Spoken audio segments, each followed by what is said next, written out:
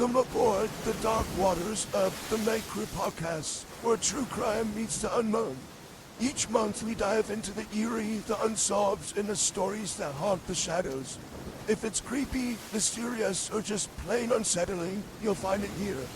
So light your lantern, step onto the deck, and prepare to uncover what lies beneath the surface. This podcast contains discussions of true crime, disturbing content, and mature themes that may not be suitable for all audiences. Listener discretion is strongly advised. The TheNiteKrew podcast aims to present stories with respect to the victims and their families, and the intent is never to sensationalize tragedy, but to shed light on the unknown and unexplained. Hi everyone, and welcome back to TheNiteKrew for episode number 25. In TheNiteKrew, we are the podcast where we explore the darkest corners of true crime, the stories that linger long after the headlines fade, and the people behind the crimes that leave us asking how and why. I'm Katie, and here we take our time with these cases. We don't rush the details, we don't sensationalize the pain, and we don't forget the victims at the center of every story. Each episode is a deep dive into psychology, patterns, unanswered questions, and unsettling truths that often hide in plain sight. This is a story of a man who didn't act on impulse. He planned and waited, and he believed preparation made him untouchable. This is Israel Keyes. Israel Keyes was born January 7th, 1978 in Richmond, Utah. And from the outside, his early life didn't look like the beginning of a serial killer story, but almost immediately, isolation became a theme for him. His family was deeply religious. While they lived in Utah, they were Mormon. They had joined a fundamentalist Mormon church, so they were extreme in their beliefs, and Israel grew up cut off from much of the outside world. He grew up with no television, no exposure to mainstream culture, and he had very little interaction with other children. Discipline was strict, obedience was expected, and emotional expression wasn't encouraged. Later, the family moved to, I can't figure out how to say this. It looks like Colville, Washington. Online it says Colville.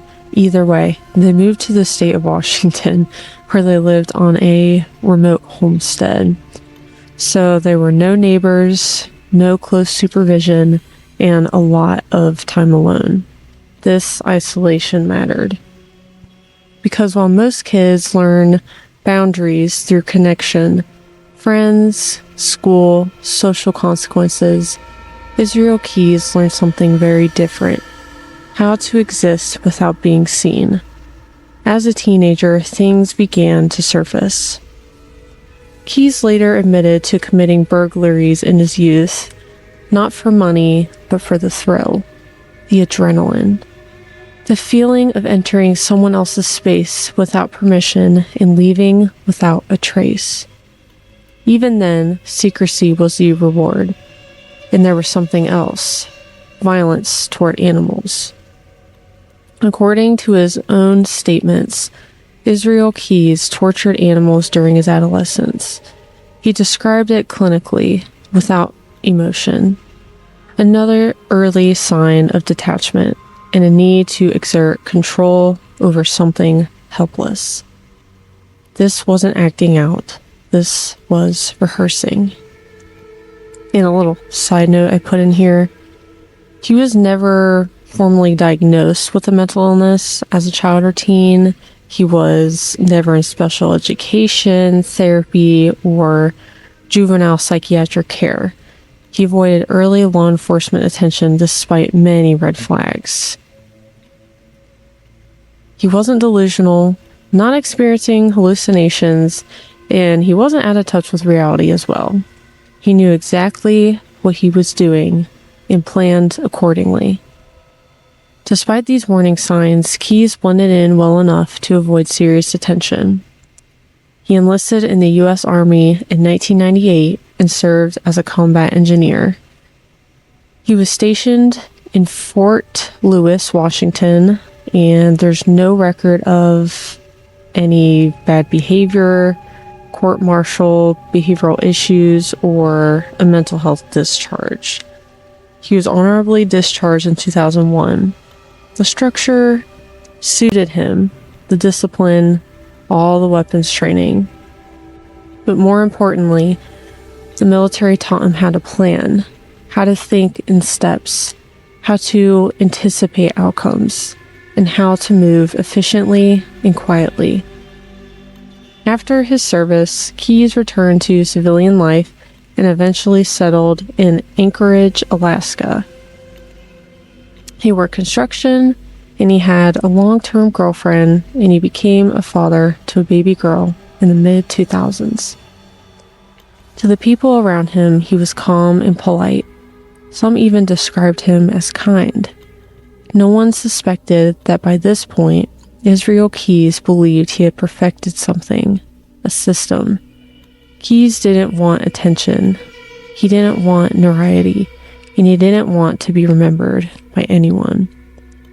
He wanted control, total control, from the moment he chose a victim to the moment he walked away. And to do that, he needed time, years in advance.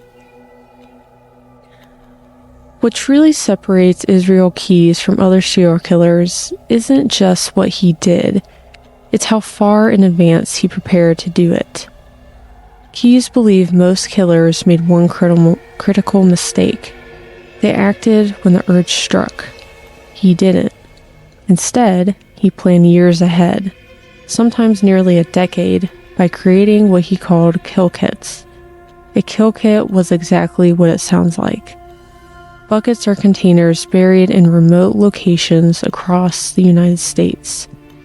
Inside them, he put guns, ammunition, silencers, knives, rope, zip ties, duct tape, gloves, trash bags, and sometimes cash. Everything he believed he would need to abduct, torture, murder, and dispose of a victim. And he buried these kits long before he ever chose who would die. Keyes later told investigators that some of the kits were buried up to 2 years in advance, others even longer. This mattered to him, because it meant that when he felt the urge to kill, he didn't need to bring anything with him.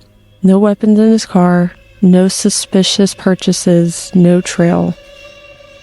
He would fly into a city, rent a car, dig up a cache of weapons, kill someone, clean up, and leave, sometimes within a matter of hours. To him, this was perfection.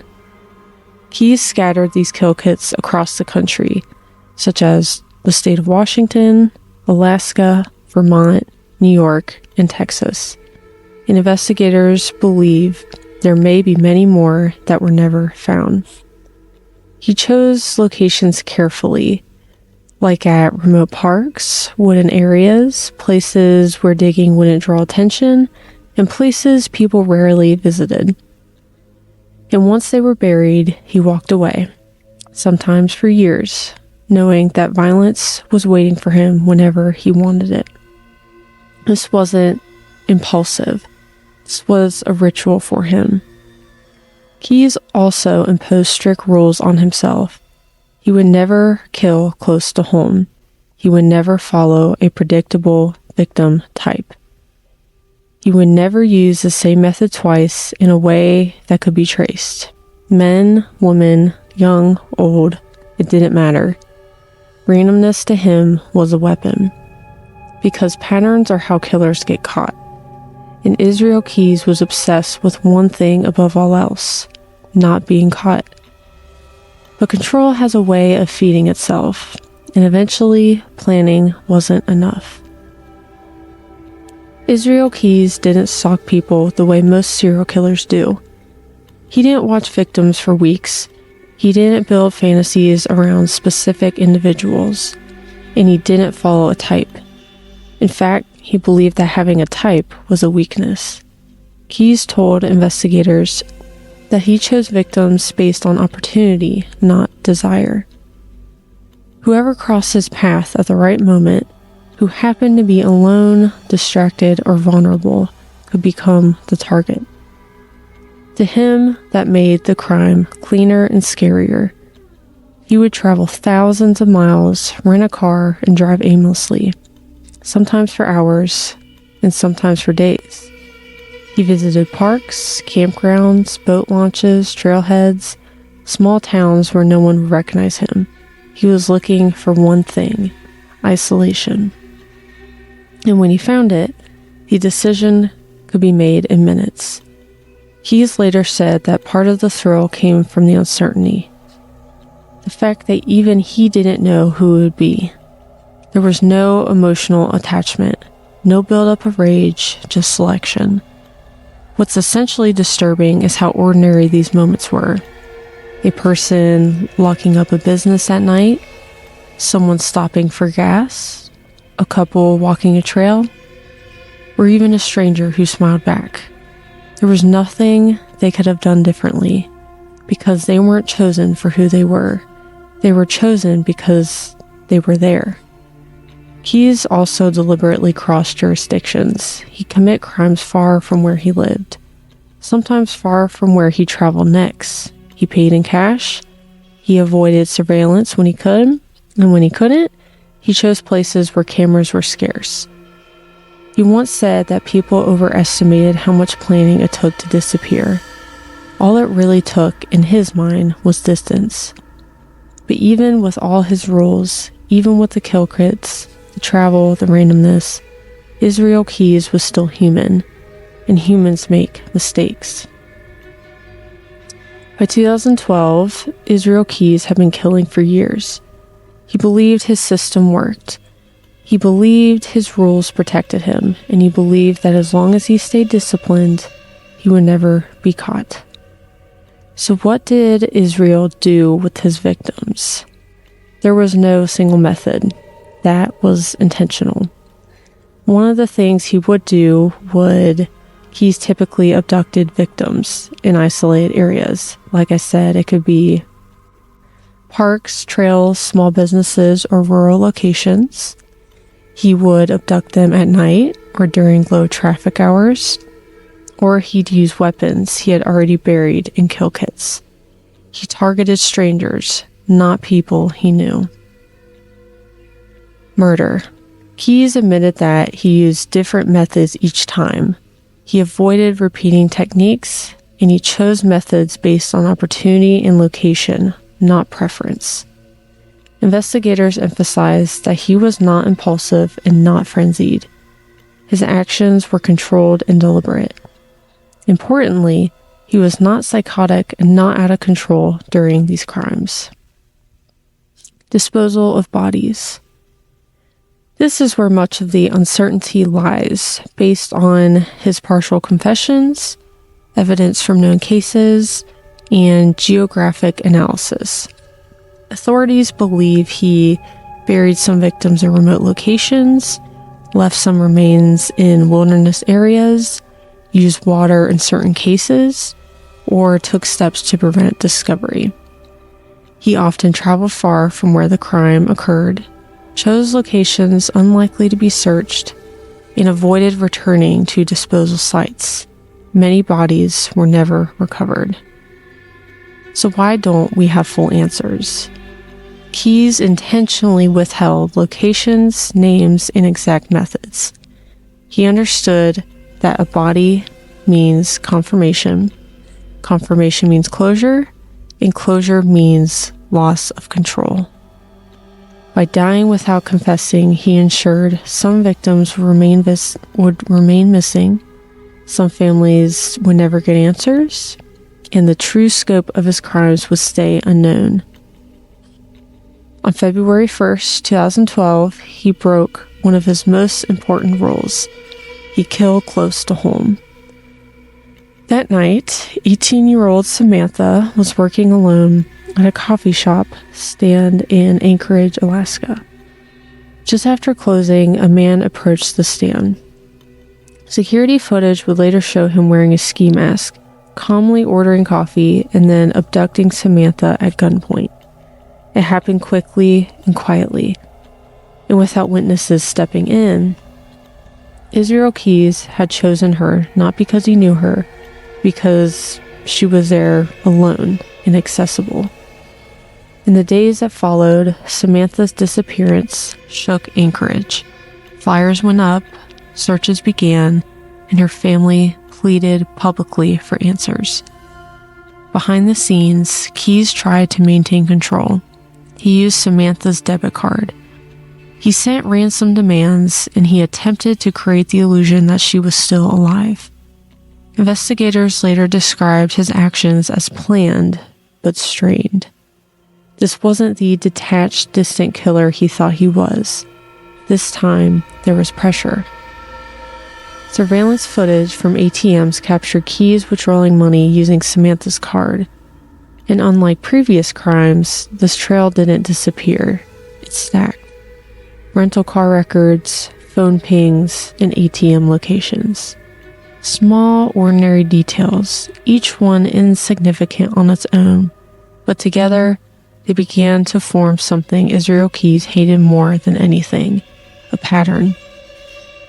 On March 13, 2012, Texas state troopers pulled Keyes over during a routine traffic stop. In his vehicle, they found cash, firearm, and evidence tying him to Samantha's disappearance. For the first time in years, Israel Keyes was no longer in control. He was arrested and extradited back to Alaska. What followed would shock investigators, not because he denied what he'd done, because of how calmly he talked about it. When Israel Keyes sat down with FBI investigators, he wasn't panicked. He wasn't emotional.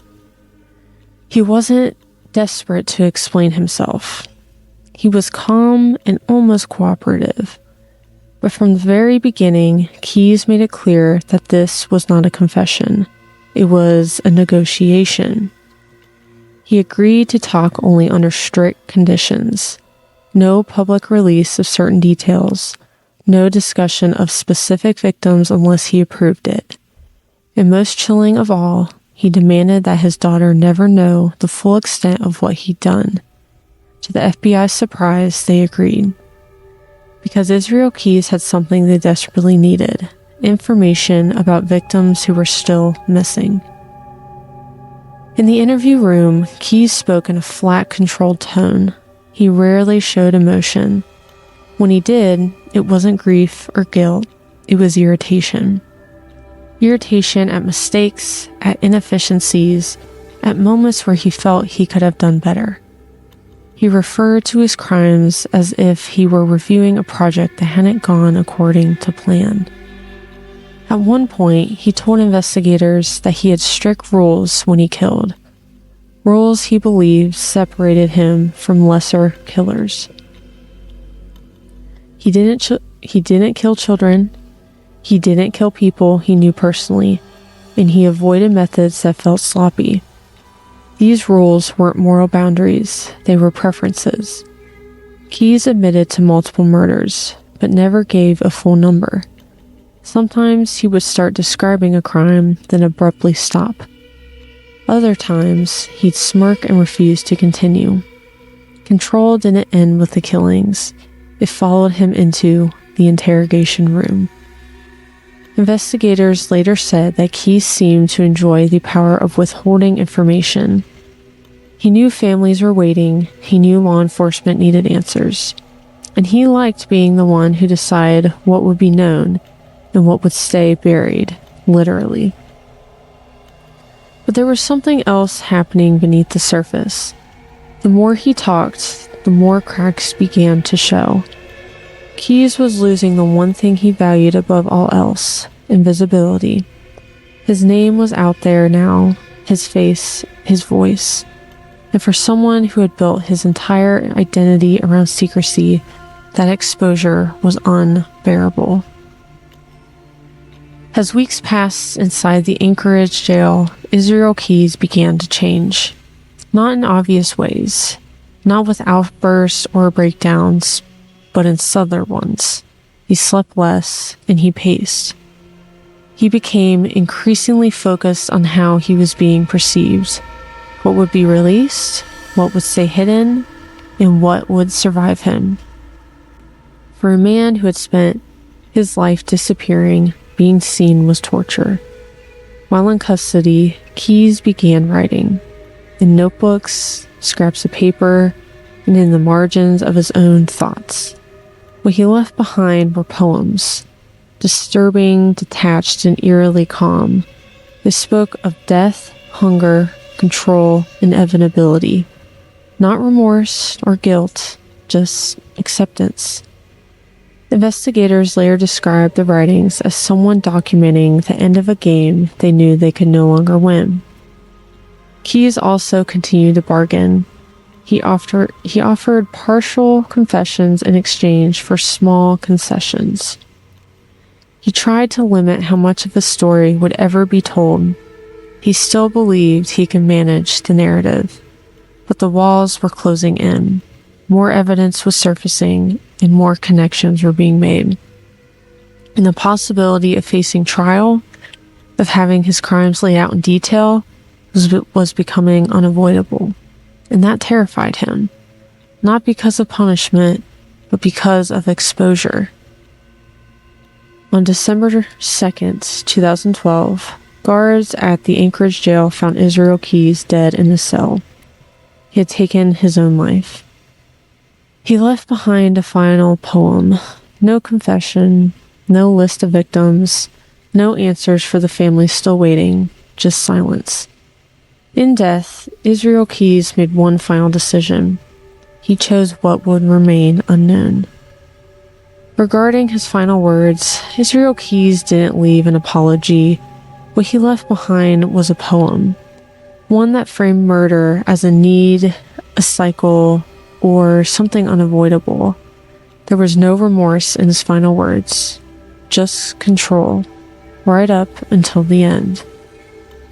You'll sometimes hear people online quote lines from his poem verbatim. Many of those quotes are incomplete, misremembered, or taken out of context. Law enforcement has never released the poem in full, and portions remain restricted out of respect for victims' families. However, upon looking at CNN's article regarding him from 2013, they provided a possible quote from one of his poem's letters. It read, "I looked in your eyes. They were so dark, warm and trusting as though you had not a worry or care.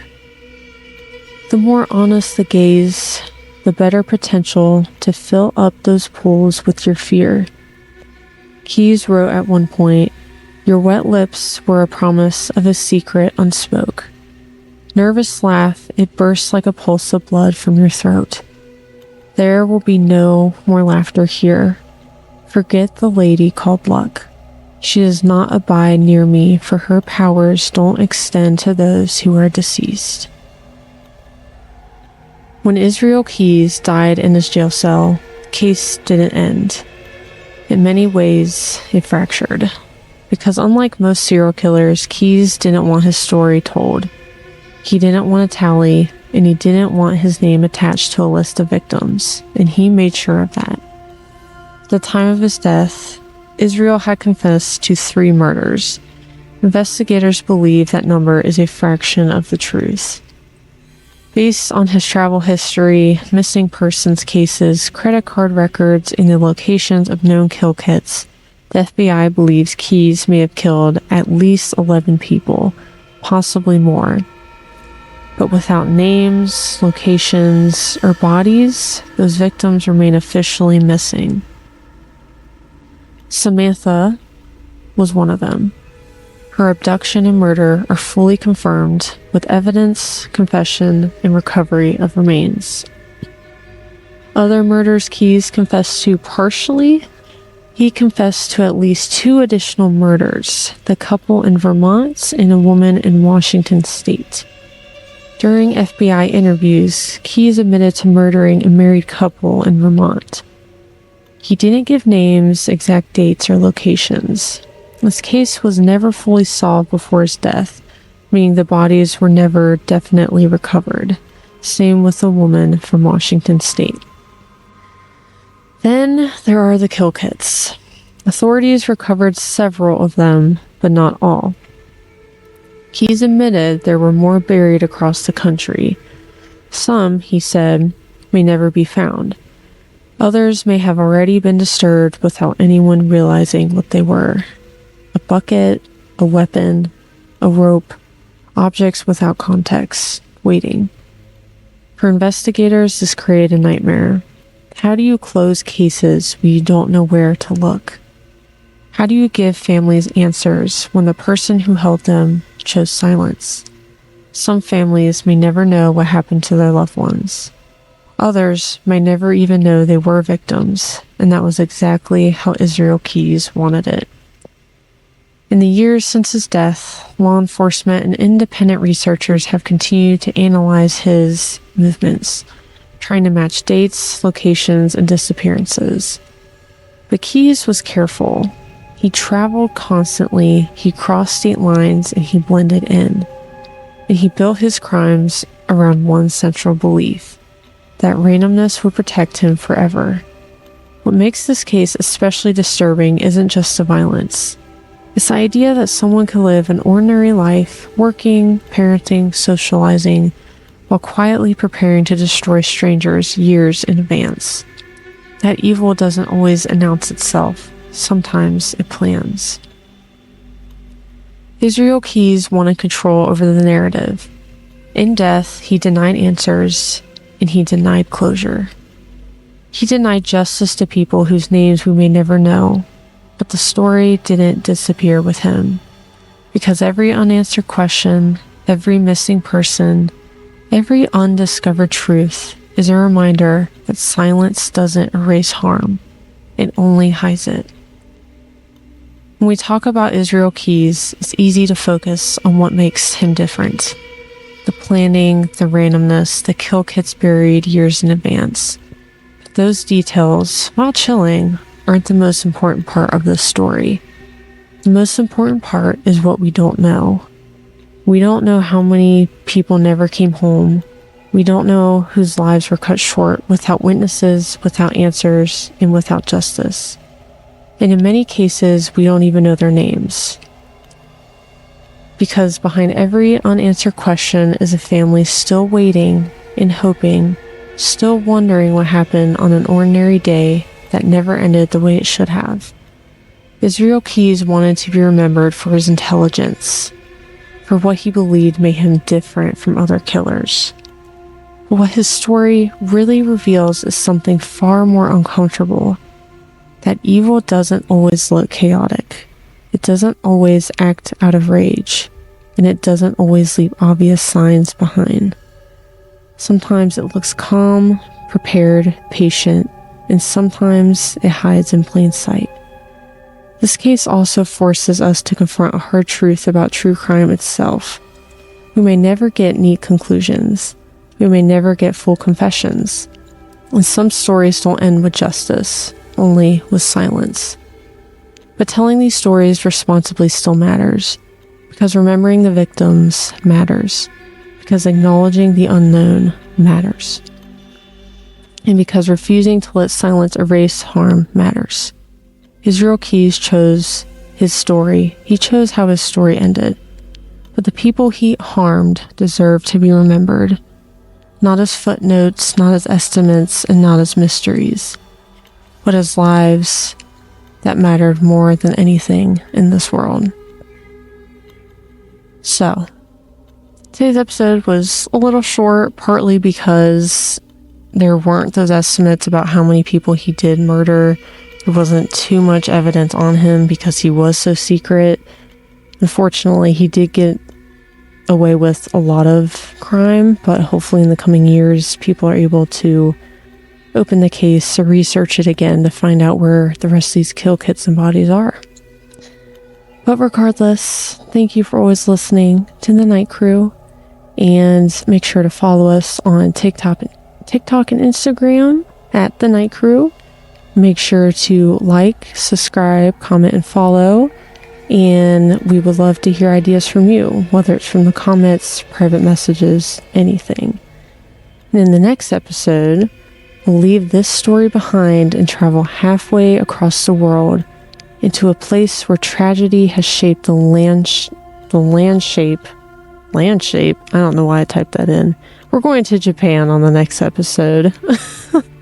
I'm going to be talking about the suicide forest. So, until next time, stay aware, stay safe, and don't ignore the quiet things.